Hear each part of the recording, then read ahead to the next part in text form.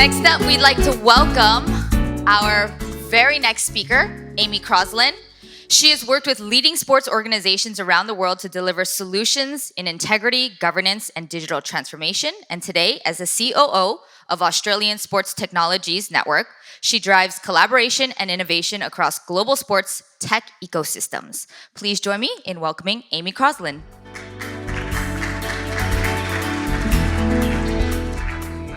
Thanks. Good morning, everyone. I'm very excited to welcome you to session 1 of day 2, the Venue Revolution, Blueprinting the Smart Stadium Experience.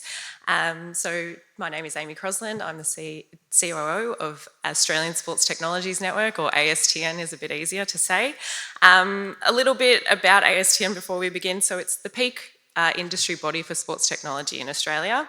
It was created in 2012 as a not-for-profit, and out of the idea that, as you may well know, Australia is quite good at sports. It's very embedded in our culture, and we're very, very good at punching above our weight on that medal table. And so we wanted to be able to commercialise all of those things that make us great on the field, off the field as well. So we sit at the centre of startups and scaling companies and sports organisations, government, universities and investors to help grow the industry of sports technology in Australia. And so I guess through that work, I have the privilege of working with initiatives that connect technology and venues and cities, and I also personally am a professional spectator of sport, and I absolutely love it, so I'm really delighted to be here today to run this session. So we're going to go around the world today and hear from a number of different venues and stadiums, and what I'm really excited about is the variety of what we're going to talk about today. So there's different approaches to how technology, how governance, and how legacy can all come together to create new urban experiences. So joining me today are 3 exceptional leaders. So I'll welcome them each up to the stage. First of all is Eric Neuberger, who is the General Manager of Lucas Oil Stadium in Indianapolis, home of the NFL's Colts, and technologically advanced multi-purpose venue that is deeply connected to the city. Next of all, we have Tony Liu. He is the head of international relations at the Beijing Olympic City Development Association, who has overseen Olympic legacy programs and will share insights on the iconic bird's nest. And last of all, we have Masami Takahashi, General Partner and COO of Scrum Ventures, speaking about Hokkaido F Village X, which is a next-generation sports and entertainment complex in Japan. And it's also a real-world testbed for innovation. So the way that we'll run the session today, each speaker will make their own presentation, and then followed by some questions from myself, and then at the end we'll have some audience Q&A. So please think of some great things to ask our wonderful panellists here today.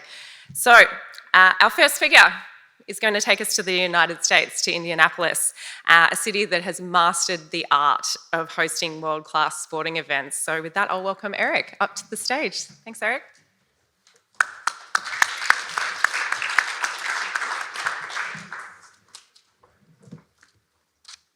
Good morning.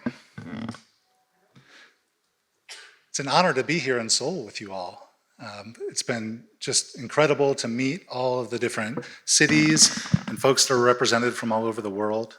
Hope today I'll be able to give you a little bit of insight into what we do in Indianapolis. As you heard, my name is Eric Neuberger. I'm the GM at Lucas Oil Stadium. The Indianapolis Colts are an American football team in the NFL, playing very well right now. And we have been the home of the Indianapolis Colts since 2008. So this is not a brand new building. This is a building that was built 18 years ago. And so many of the newest technologies were not even invented yet. So my challenge has been, how do we continue to make this 18-year-old venue state-of-the-art, top of the line? I also want to talk to you a little bit about how the city and the venue work together, because that is one thing that does make our city and our venue special in the United States. And we've been able to capitalize on that to bring some of the most iconic events to Indianapolis. All right.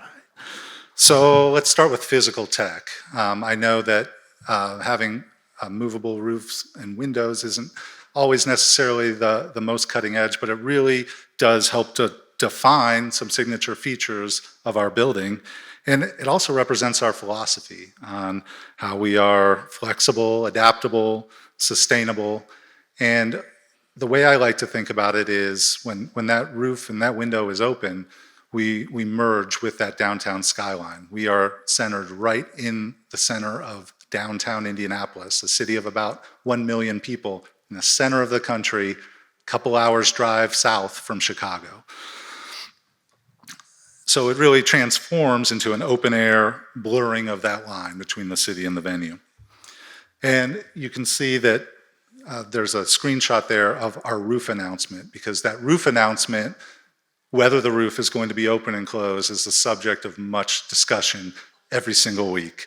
People want to know, why is it open? Why is it closed? Why isn't it open? Why isn't it closed? It's too hot, it's too cold. So maybe you can relate to that, but that's part of the fun. And we're able to make that experience and that technology something that our fans look forward to.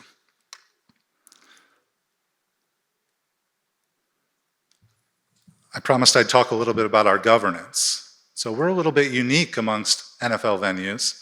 There's some things that are similar to others, but others that are really special to Indy.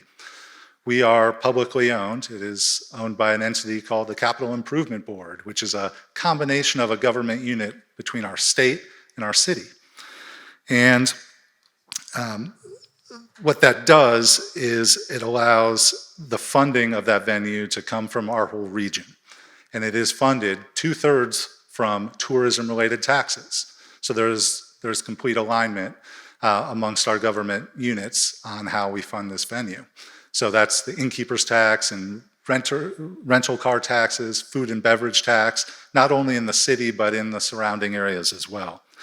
So that tells you a little bit about what drives us and what types of events we focus on. It's events that bring people to Indianapolis, and it's part of our tourism strategy.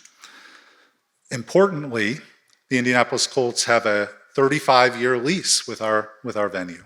They don't live in the venue. They live across town, but they play all of their games, about 10, hopefully a few more, and some additional special events throughout the year. That leaves it to me and my team to fill the stadium with additional events, attract events from all over the world, and execute those events and take care of the place. We are connected physically to a convention center in the downtown Indianapolis area. So that's an important topic that I'll come back to in a minute. We really work on conventions, trade shows, concerts, and sporting events, and we operate much more like a smaller arena than a large stadium with nearly 200 event days a year. We have a tight partnership with our Convention and Visitors Bureau, Visit Indy, and the Sports Commission, Indiana Sports Corp, which was the first sports commission in the United States nearly 50 years ago. So we work hard on any event that is larger than the walls of our venue that really take over the city to bring those events. Some of the iconic events that we've had recently, I want to make sure to point out. You heard from my friends in Los Angeles about the NFL venue that is going to be the site of swimming for the Olympic Games in just 3 short years.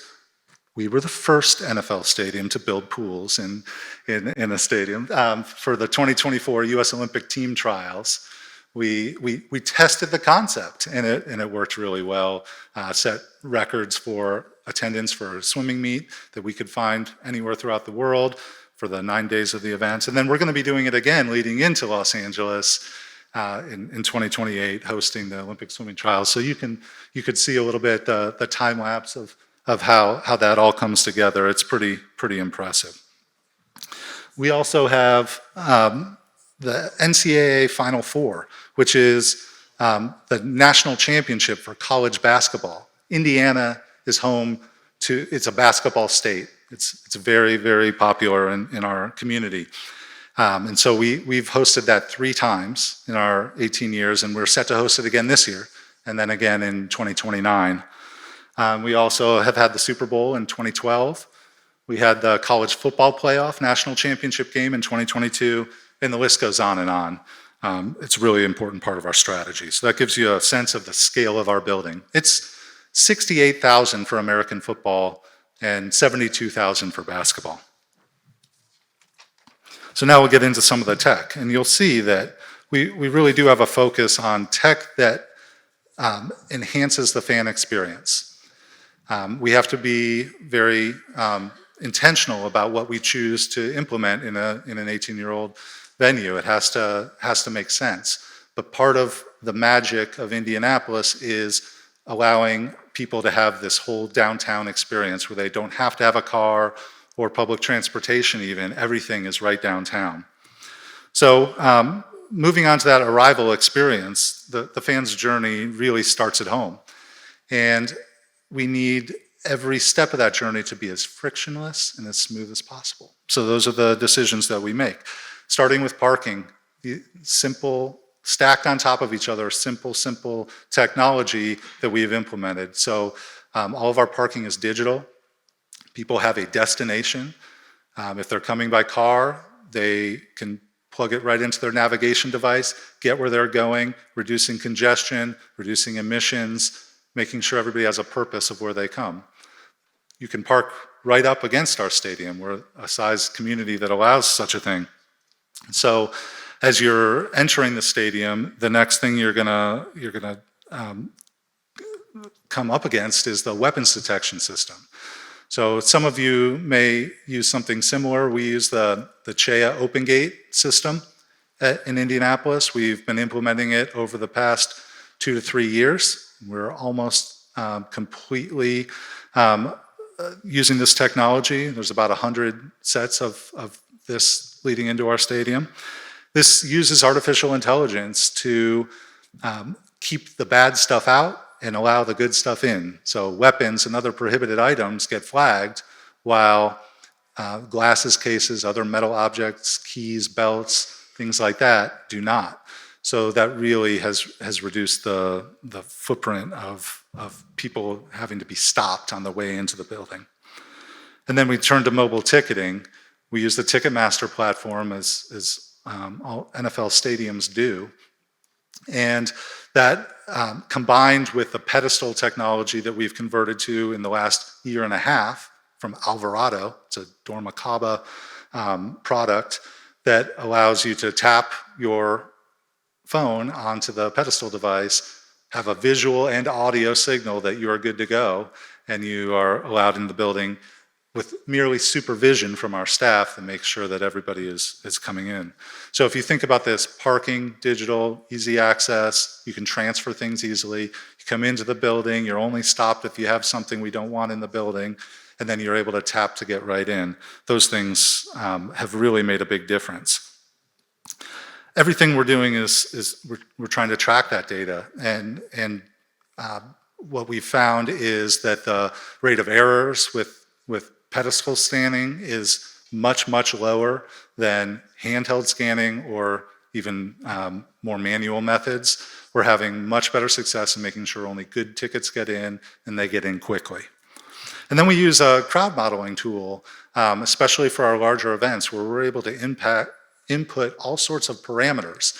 Which hotels people are going to be coming from, where they're parking, how many people we're expecting, what streets and pathways they are likely to be taking in the city of Indianapolis to get to the venue, so that we can actually see with a heat map whether or not people are, how long they have been on their journey to get to the stadium, and whether or not there's an impediment to them being able to get in. And so that allows us to then adjust, because it's no good if you're just looking at what's going to happen. What we do on a very regular basis is we analyze that. We make decisions on placement, on staffing, on personnel to make sure that that's smooth. We're obsessed with how people get into the building and how quickly they can get in and how smooth that is. Once fans are inside, we have every reason to believe that every second counts in their experience. So we've gone fully cashless inside the venue. Every one of our nearly 500 points of sale has is cash only, or cashless only, mobile only. If you show up with cash at our venue, we have reverse automated teller machines to turn your cash into a debit card that can be used. So no one's really turned away, but that allows all sorts of efficiencies and speed of service, including grab and goes and automated food and beverage offerings. But we have a couple really important apps that we use, not only to hold tickets, not only to deliver information, know before you go information about the venue, but one thing we're really proud of is this RoboBlue AI bot. Blue is the name of our mascot.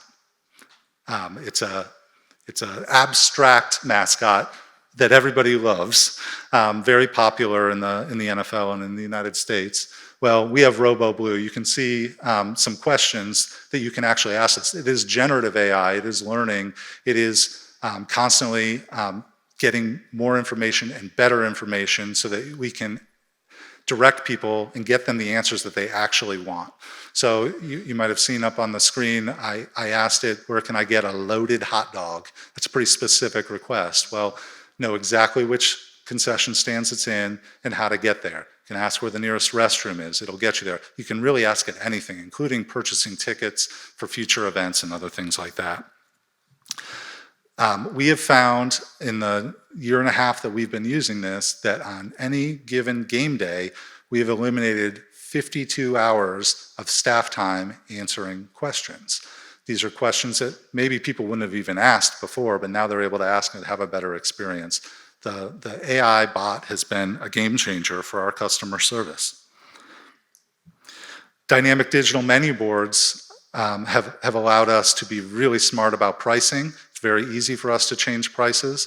We stop selling alcohol at a certain point in a game, so we can remove those completely from a menu and focus people on the menu items that are available. If something runs out, we can take it right off. If we want to promote something during the event, we can do that and drive people to those concession stands. We also have worked with Verizon to have the most robust 5G in the NFL inside the stadium, and that goes hand in hand with our robust Wi-Fi to be able to have constant uploading of video and pictures and data and interacting with what you see on the field. And then we've implemented the fan experience, Snapchat filters, other fun things into video production that goes into the show that we put on for fans in the audience. And we've implemented all of those over the last year or two.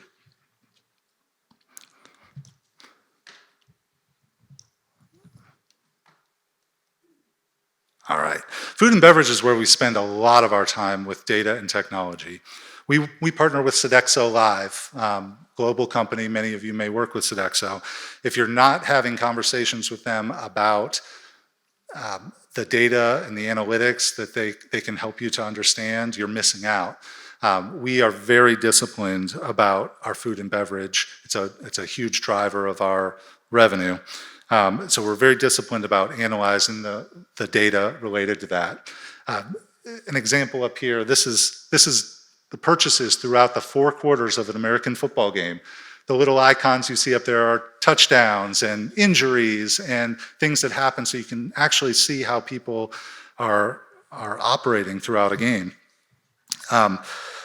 This deep dive every week, we make changes every week based on this information. We change our staffing levels, we change our food offerings, we come up with different promotional things that pair together. We're really spending a lot of time on this and invested a lot of staff time into knowing this and understanding it. But this is technology that you likely have access to no matter what level of venue you are, but using it, like most things, is where you're going to find the benefit, and I highly recommend that you do. And then a very cool thing that we've started this year is an integration with Fanatics. Fanatics, you may know, sells merchandise all over the world. But what makes this integration special with our application this year is I could go to Los Angeles to a mall, buy merchandise in a Fanatics store, earn loyalty points, go back to Indianapolis, convert those loyalty points into fan cash and buy nachos at the concession stand at Lucas Oil Stadium. This is new to us this year, but it has become very popular very quick, and we're busy educating fans on how that works. And it works in some other fun ways too. I want to talk about that city again and what makes us special. We're right in the middle of downtown Indianapolis, connected to the convention center, but we're also connected to 13 hotels. So our selling point for events that we go for is always this connectivity, this journey. We have 5,500 hotel rooms where you can open the door to your room, get all the way to the seat that you purchased in Lucas Oil Stadium without going outside. That's a game changer. We're in the Midwest of the United States, where it gets very cold and very icy sometimes, as well as very hot. This connectivity, this philosophy that city leaders 50 years ago decided to focus on for our community is what's really allowed all this tech to continue to follow that model. What's the fan journey going to be? We have 10,000 rooms within walking distance as well. And then much like what you have in Australia, we have what's called Sports Tech HQ, which is an incubator of sports technology, because we are the headquarters city to many American sports entities.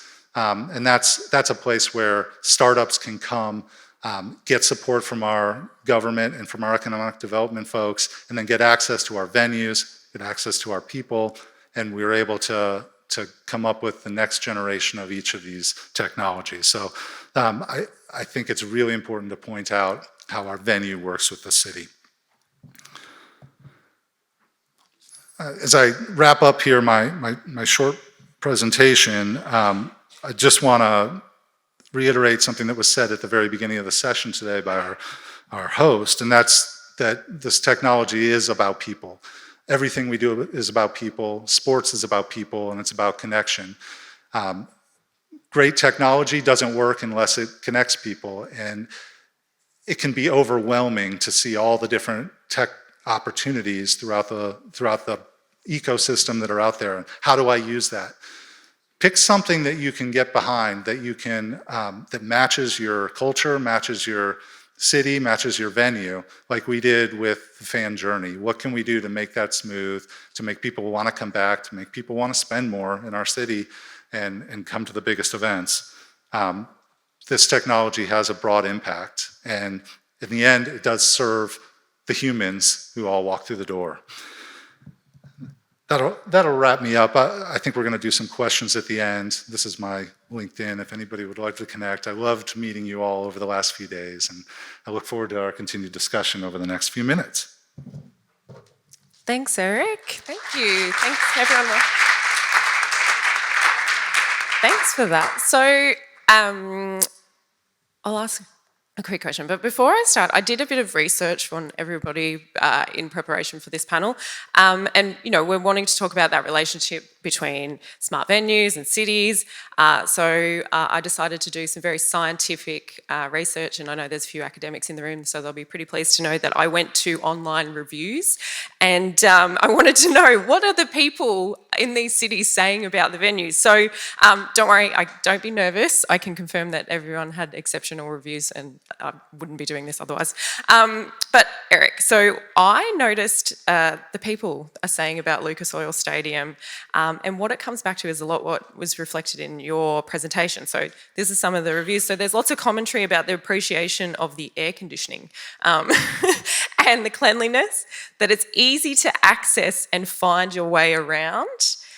There are no bad seats, and somebody said it was one of the nicest NFL stadiums I've ever been to, so that's nice. But what's obvious in that is everything that you've said, is that it feels part of the town, that proximity to downtown and that integration into that urban fabric. So it really helps to create a great day out for everybody. So, and maintains that significance for the city beyond an event day as well. So you touched on a lot of the tech that you've brought into the stadium over a number of years, and keeping it current and everything like that. So one question I have for you is, it's a major investment to do a lot of these upgrades. So what, from your perspective, has been probably the biggest payoff, whether that's for the fans, for the venue, for yourself personally, or anything like that? What would you say?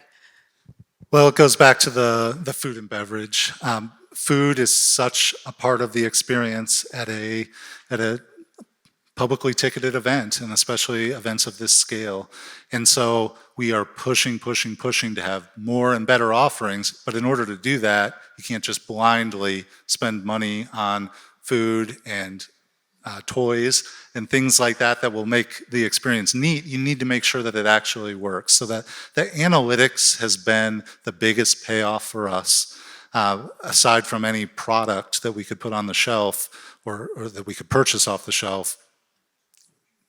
Understanding, knowing, and living that data has been the most important thing to us. And the NFL does a good job of collecting fan data from across the league. We were number 1 2 weeks ago for in the NFL, and we'll see what next week comes to. But we spend a lot of time in data.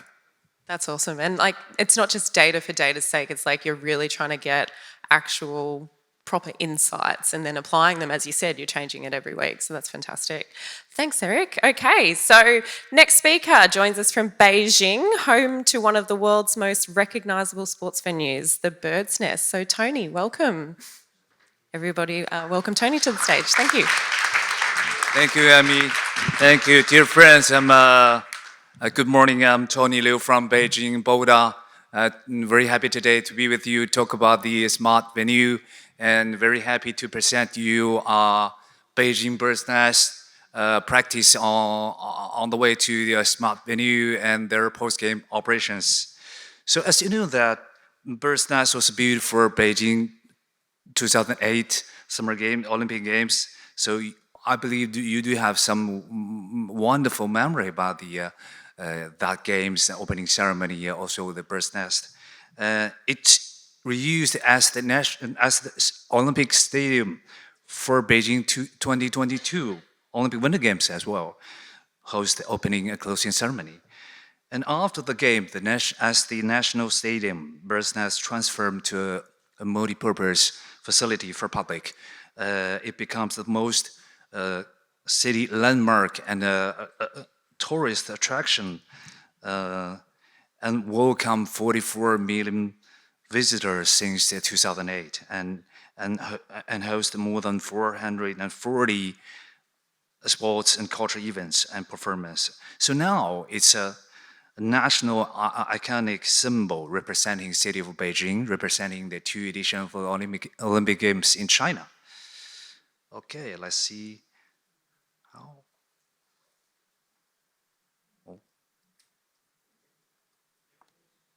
How?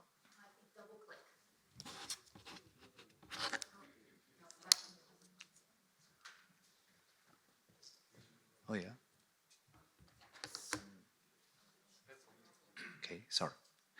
Okay, sorry. Yeah. So firstly, like look at some smart technology that Bird's Nest have been adopted for smart venue. In the green venue, they continue to conduct research and analysis on the neutral validation for the audience area through computational fluid dynamics simulation technology to ensure thermal safety requirements for the spectator. And secondly, a rainfall harvesting system was adopted since the beginning, and to recycling use of the rainwater and stormwater. And for smart management, equipped with the ECC Center modular data matrix, the Bird's Nest established a smart operation command center link and to monitoring all the technical equipment and venue operation. And for smart maintenance through an energy optimization system adoption and energy control network established, and which is linked to the space control, fresh air handling, water supply, terminal sensors, and outdoor weather station, effectively monitoring and control energy consumption. And they do all the facilities are efficient, energy efficient, such as the accessibility facilities and also LED lighting system. And for smart operation maintenance, Bird's Nest also adopted an equipment facility monitoring and early warning system which enable operational indicator diagnosis and for reinforced switch monitoring, make early warning. And also for their smart innovation, they also adopted a healthy environment system, which is linked to the terminal environmental equipment as the air conditioning, lighting, temperature control through the Internet of Things technology.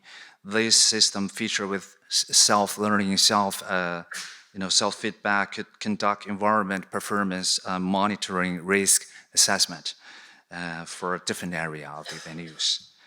Okay.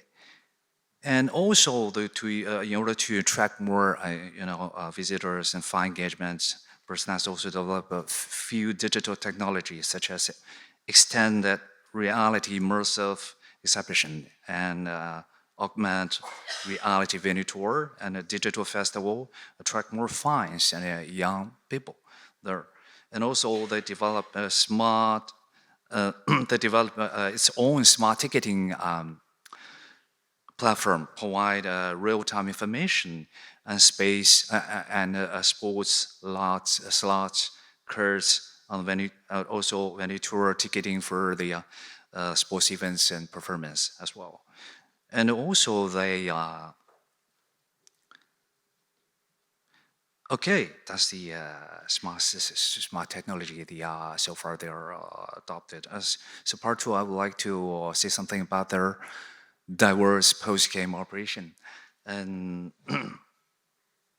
so after Beijing 2008 Summer Games, Night, they are keeping seeking the solution for post-game venue use and develop multiple business formats for year-round. So through dozens of the years, Bird's hosts many sports events across diverse disciplines, so such as the football games and equestrian sports, motor sports, e-sports, and also winter sports as well.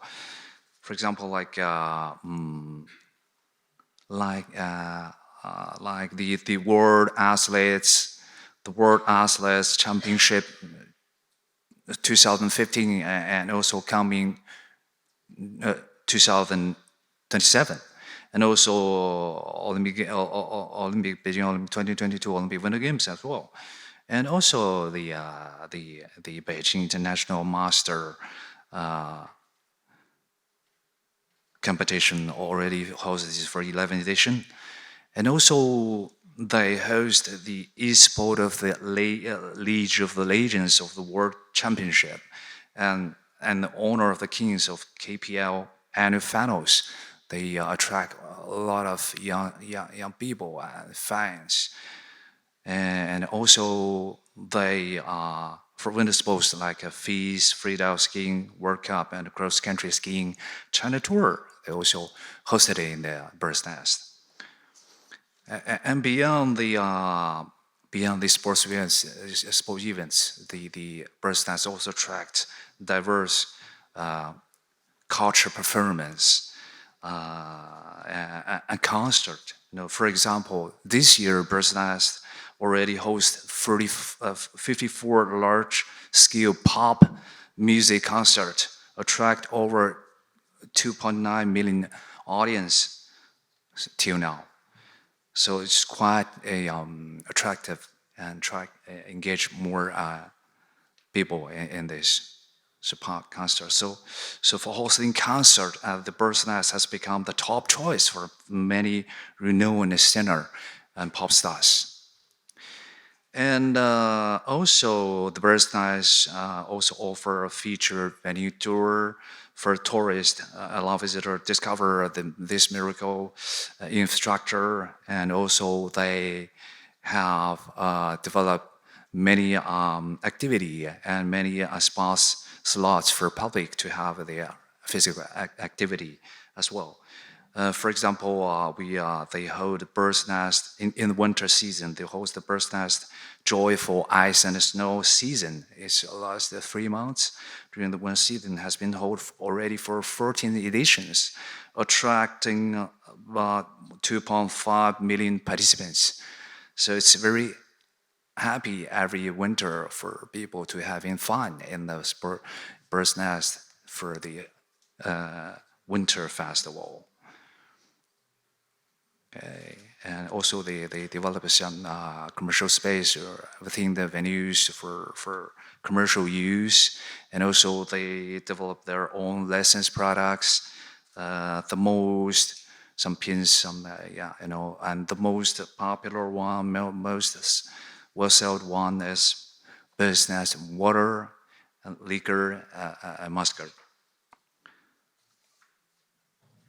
Okay, so in summary, in Whip Up, the Bird Nest does not adopt too much up-to-date technology, but business is on the way to the smart venue, also support to the construction of the smart city of Beijing.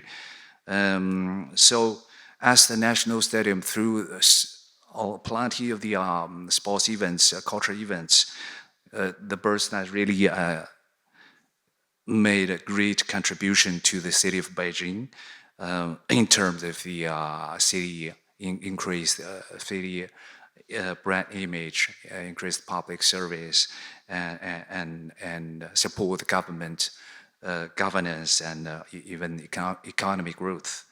And also by adopting those smart technology, it also make it itself eco-friendly and many advantage to hosting the events and increase fan engagement as well. So, for example, those smart technology truly attract a lot of high-level sports events, cultural events, hosted in the Bird Nest, and for sure, those major events for sure will more city exposure, more media coverage, and more business, more visitors as well. So truly increase the city's attractiveness and tourism. And next example is I would like to show that one technology will coming soon to the Bird Nest, which is the Internet of Things and the sensor technology. Allow Bird Nest could generate personal sports data like prefer sports, like the exercise frequency, like their sports records, heart rate, and also sport heat map, etc. So those data could link to the community hospital and to the healthy care center, monitoring the personal sports healthy condition, and also provide the recommendation on their personalized physical activities. So that's all for my presentation, and thank you for listening, and you are always welcome to Beijing by chance, and to discover our amazing national stadium of Bird Nest. Thank you. Thank you, Tony. Thanks, Tony. Again, in my very scientific research, I wanted to hear from the masses about what they said about the Bird's Nest, and a lot of it is what you've sort of touched on in that presentation again, and those images that were of the Bird's Nest. So a lot of what's being said, a sight to behold, it's magnificent. There's so many photos of people that are out the front, that are inside, and that are having such positive interactions with the venue, which just reflects how iconic it really is. And a huge number of comments that tell us that it's very beautiful at night to see the lights. So if anyone's ever in Beijing, I think that's a good hot tip there. So I think that really highlights that symbolic and iconic value that the Bird's Nest has really had for the city of Beijing. And I think that's, it's maintained that original wow factor that we saw at the Olympics, and it's been continued with that diversified use of sports and arts and cultural events. So yeah, thank you so much, Tony.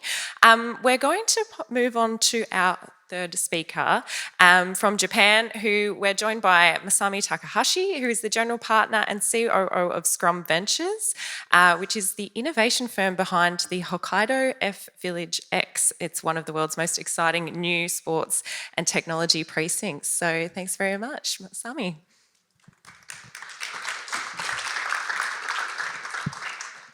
All right, good morning, everyone. My name is Masami Takahashi. I'm here from Tokyo, Japan.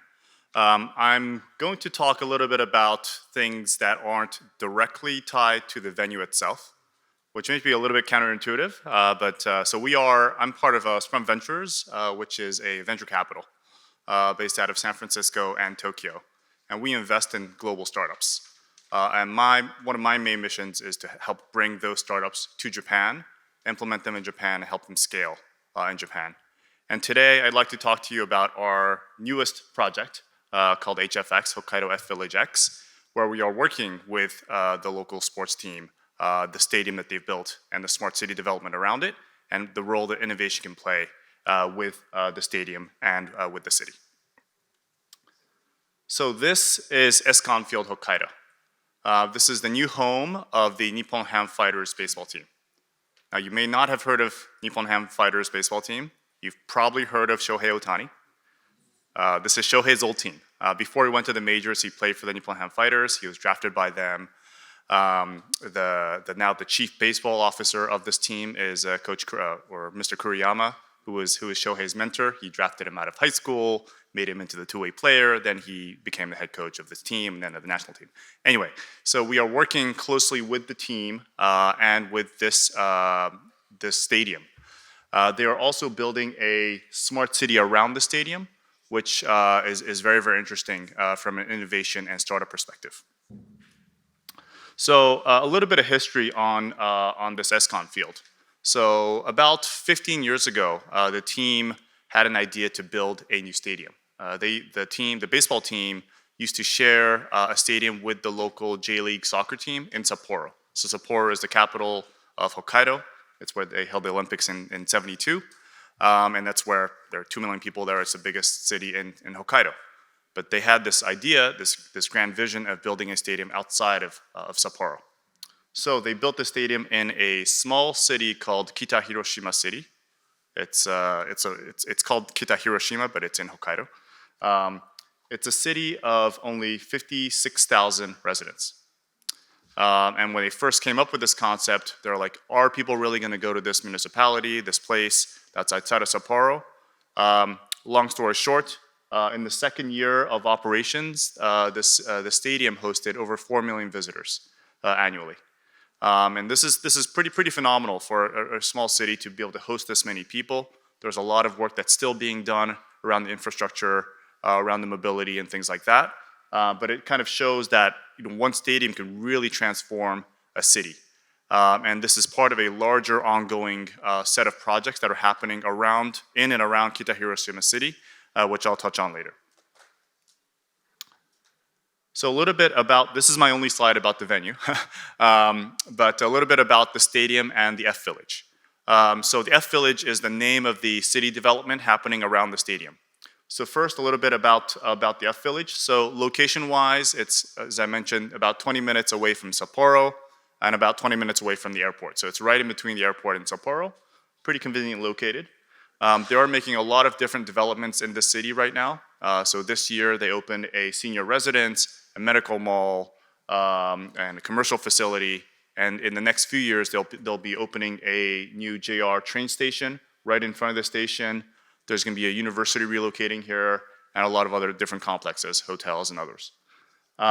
It's about the 32 hectares as an area. So not massive, but it is a fairly sizable project, again, for a city with only 60,000 residents. And on the right here, what you see is the baseball stadium. So this is Escon Field, Hokkaido, home of the Nippon Ham Fighters. It has about 35,000 seats, a retractable roof. My favorite part of this stadium is that while they were building the stadium, as they were digging, they found hot springs right beneath the stadium. So they decided to have a hot spring inside the stadium. So the coolest sports experience I had was sitting inside an onsen tub and watching a professional baseball team. So whoever wants to come, highly, highly recommended. And right now, as mentioned, they have over 4 million people coming here. And by 2028, which is when the university is opening and the train station is opening, they hope to have 7 million visitors here coming annually. And one cool thing, thanks to the onsen and many other interesting facilities inside the stadium, is that even on a non-game day, they have anywhere between 5,000 to 10,000 people coming here, which is pretty impactful for a city of its size. So I'd like to show a video of, now I'm going to switch gears a little bit into what we're doing with the team and with the stadium and with the city around innovation. Hokkaido. It's the northernmost region of Japan, known for its fresh powder, exquisite food, and beautiful nature. It attracts millions of visitors each year from around the world. It has also become a hub of investments in areas like renewable energy, data centers, and semiconductors. Innovation is at the heart of Hokkaido's future. Introducing Hokkaido F Village X, a startup acceleration program that connects global innovators with Hokkaido to tackle societal challenges and create new opportunities. The F Village is a new smart city development centered around Escon Field Hokkaido, the new home of the Nippon Ham Fighters baseball team. At HFX, we'll support global startups implement their technologies across Hokkaido in partnership with corporations, municipalities, and the F Village. This is a one-of-a-kind initiative led by Scrum Ventures Group, partnering with Fighters Sports and Entertainment. We'll focus on sports, entertainment, and stadiums, food and agriculture, mobility, sustainability, and well-being. Let's transform the future with global innovators. HFX. All right, so as you saw, it's not just a sports tech project or an entertainment project. It's really about connecting global innovators with the city, with the team, with the residents, and with the stadium. So we are trying to bring global innovators into Hokkaido and pair them with companies, municipalities, and other organizations. So we have national companies like Yamato and JTB, who are logistics and travel agencies, and Tokyu Fudosan Tokyu Land Corporation, which is one of the real estate developers in Japan, but also with companies like the Hokkaido Bank, which is the regional bank of Japan. And we are partnering with the city, the prefecture, JETRO, which is the Japanese government's trade organization, the Hokkaido University, for example. So a lot of different stakeholders are involved in this project, and we are trying to bring in global innovation, global innovators into Hokkaido to help solve societal challenges and also create new opportunities as it pertains to things, as mentioned in the video, like data centers, renewable energy, and things like that. One other, I think, characteristic, which is interesting, is that with Tokyu Land Corporation as one of our partners, they operate a large chunk of the Niseko ski resort, which you may have heard of as well. So there is a big kind of tourism and I guess winter sport angle that we can incorporate into this project as well. So what are we doing? So each year we're selecting about 10 startups. This is the first year we selected 11, but around 10 startups a year, and we select them and we bring them to Hokkaido. So we had this kickoff week in August. They spent a week really immersing themselves into the local ecosystem, talking to companies, municipalities, entrepreneurs of the area, and so forth. And what we're trying to do as a VC and also a team that runs acceleration programs is really help them implement their technologies in Hokkaido, partnering with the companies and the municipalities and other organizations. And we feel that this is a really interesting angle for startups looking to enter the region, Japan and maybe Asia as a whole.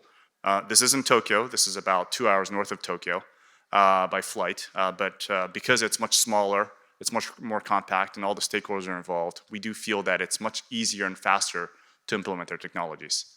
I've brought companies like Uber into Japan, and I've launched in Tokyo, and these things could be impactful, but they take a long time.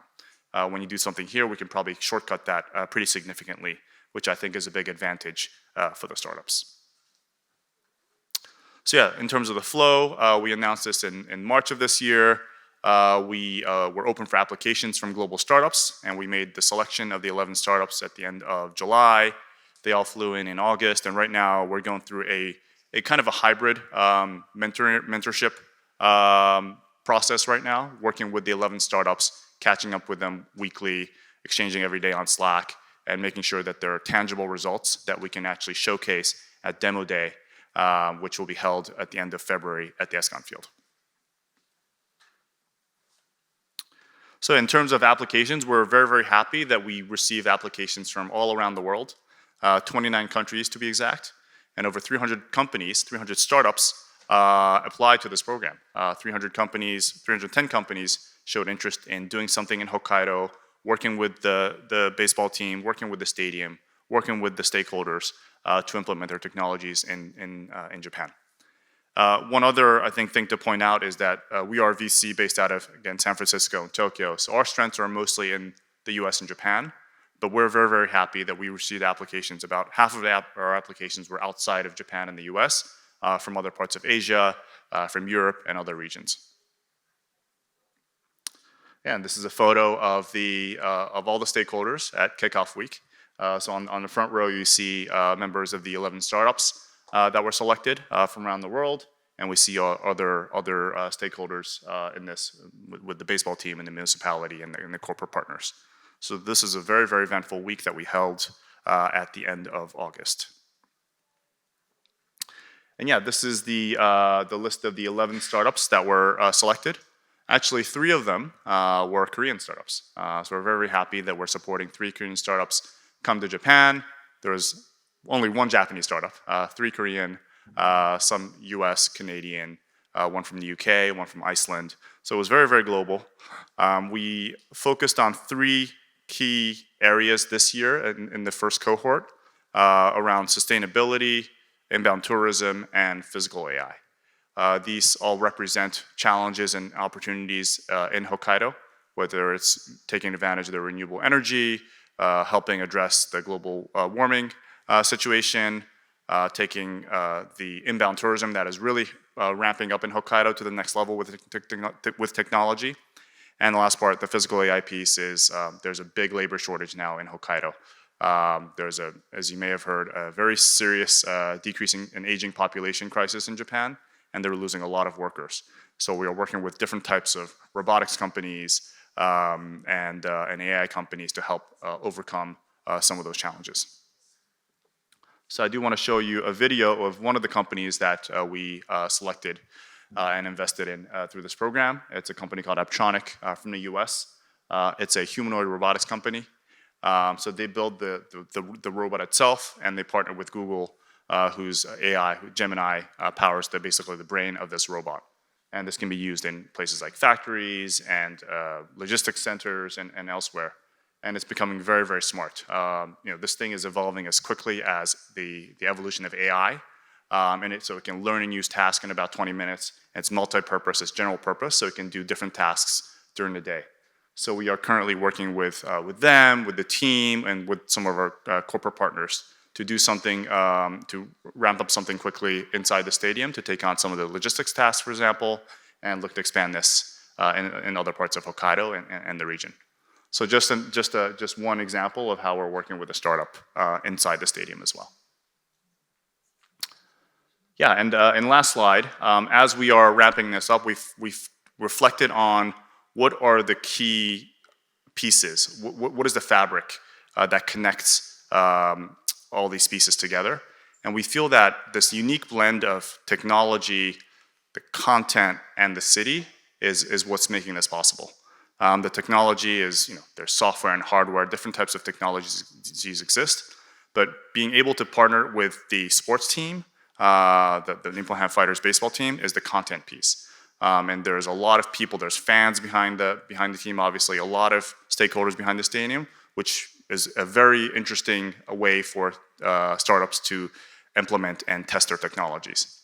And then with the city, we have big support from the city, the residents, and the related stakeholders. All these 3 pieces coming together is what's making this project possible.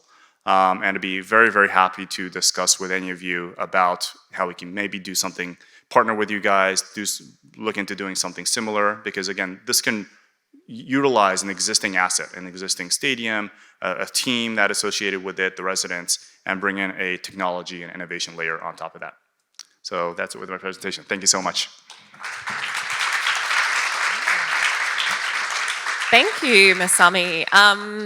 That's fantastic. I'm really into this idea. So this is I'd love to talk to you more about it. I have so many questions about this, but I'm going to keep with my theme first about going through online reviews, because now these are more about the ESCON field, but also about the sort of precinct that sits within.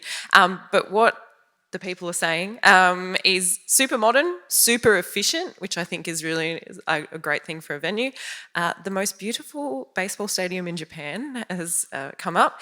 And then this one, the future of baseball parks is here, which I think that's really speaking to how that you're doing this as a built-in innovation ecosystem. So pairing that with the accelerator overlay ensures that it's not just only a consumer space, but it's that living testbed for technologies as well. So that's really, really cool.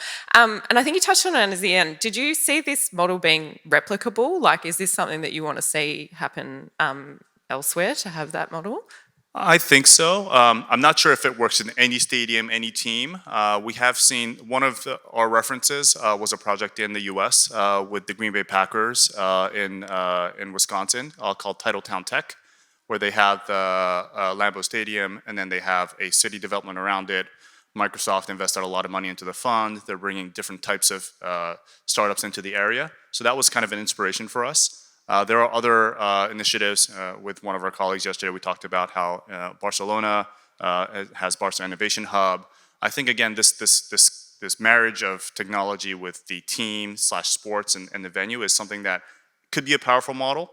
We're still kind of, we're in year one, so we're still kind of experimenting with different things, but I do see an opportunity to do something like this in other major venues and teams that can attract these types of the people and involve the residents in the community. Yeah, absolutely. I totally agree with you there. I'll do a quick time check. We've got a few more minutes.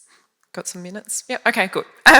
So we're keen to get audience questions as well. So I'm not sure how many of you have any questions to start with.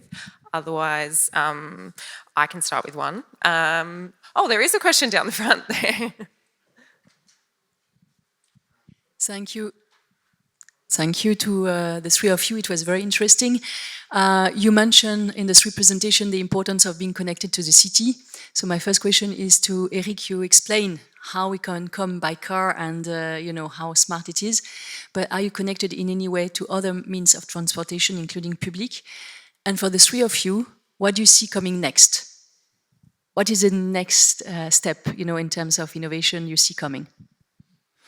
Well, to address the transportation, full transparency, Indianapolis does not have a robust public transportation system, nor do the citizens use it like they do in many of your cities. We do have bus, and we do have other bicycles and rideshare and all of that, but vehicles in Indianapolis are the way people get around. So our city has invested in having a better bus route, better bus systems, but it's really focused on getting people to work, not necessarily to play. That's the next. Well, in the stadium world, I think it's bringing everything together, which we're trying to do. It's trying to have that one app that allows the fan to do everything, because we're still splintered into a few different apps and a few different platforms. For our focus on the fan experience, that will be a huge advantage when people don't have to learn something new with each additional improvement. Tony, what do you see next? Thank you, Mahi.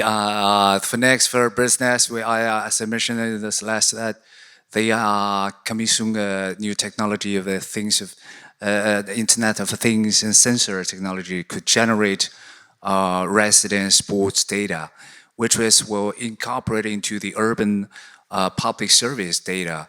So those that could support city to make their decision to their sports policy and the facility planning as well. For example, if certain area have the high demand on badminton, the city could consider add more temporary or future more slots for the people, and they also were upgrading their digital ticketing online booking system, which will connect with also the public information center, which means that the visitors could get a package information through this system, not only for ticketing, not only for booking the slots, but also for the transportation recommended solution, which is the low carbon. They encourage low carbon traveling from their home to their venues, and also accommodation, also the weather, also the catering advice as well. So I think it's more smart technology will come into the bird's nest. There will help the bird's nest will attract more fines, attract more events in the future. Thank you. What do you see next, Masami? So I guess one thing that we've observed is that it's great that 4 million people are coming to the stadium. There are also many people going to places like Niseko. One of our kind of larger goals is how do we kind of connect different parts of the region so that the fans that come to the stadium have an opportunity to visit other parts of Hokkaido, other areas. People that go to Niseko know about the stadium and go there even on a non-game day.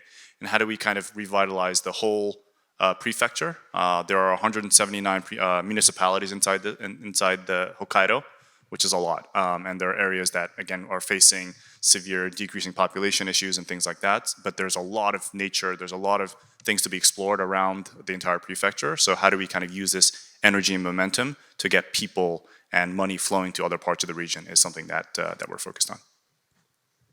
Yeah, well, like 1 point from business, there's another new technology will coming that this technology used to for the Beijing 2022, which is a 360-degree free viewing system. It's greatly increased the experience of spectator watching, which is allow the spectator to watch the game through any angle and replay the game. So really greatly increase the viewer experience.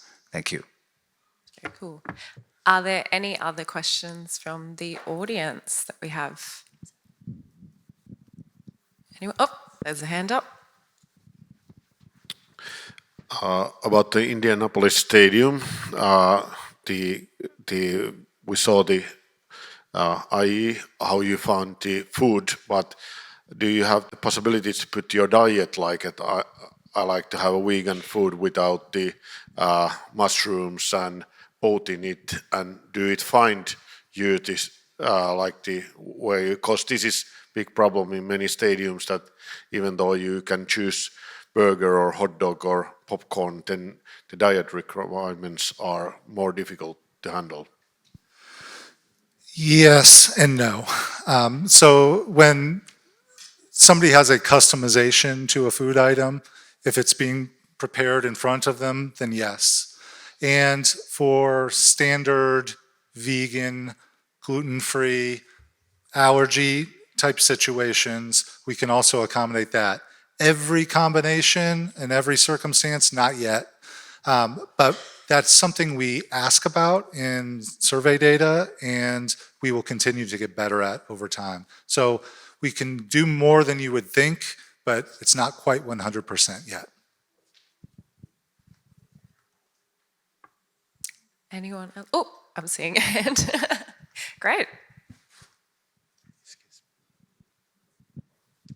Thanks so much for the presentations. I'm really interested from any of the panel members how important accessibility for people with disabilities has been in your work, and perhaps any examples you have of where you've seen it really elevate and improve the access and experience for people with disability.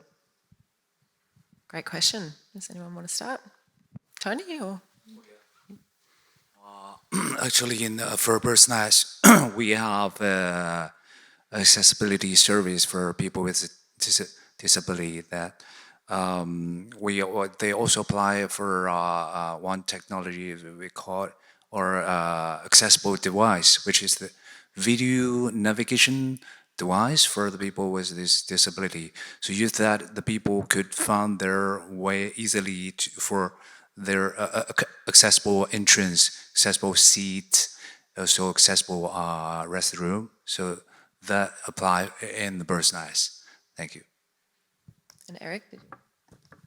Yeah, that has been a distinct focus for us, especially using the tools like RoboBlue, the AI bot.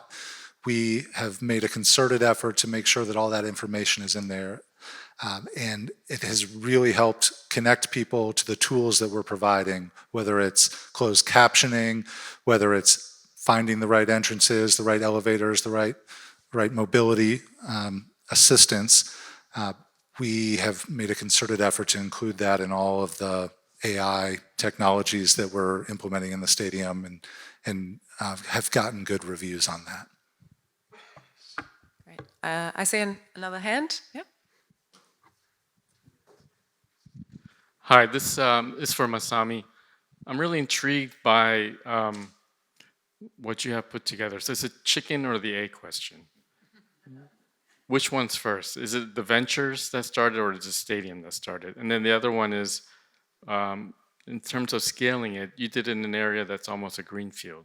Could you imagine doing it in a much denser area, like in an urban context, where you have like data centers and it really becomes an urban proposition because what you have now is a suburban proposition?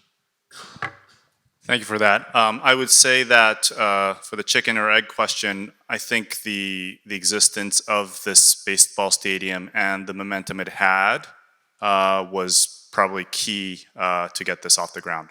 So the team reached out to us about 2 years ago, literally a couple of months after it opened, and it had gone to a very good start. But they had, again, a big vision of building a city around the stadium, and they wanted not just people, just any people, but they wanted innovative companies and people with ideas and that were eager to challenge the status quo to come into the area, and that's kind of how it came out together. So yes, we can bring technology, but I think unless there's a good the stadium was built and this philosophy of the team, I think, was very, very important for us to kind of strike this partnership. The second question in terms of urban versus rural, I think is that question. I think it's yes, I think it can be done in more urban areas.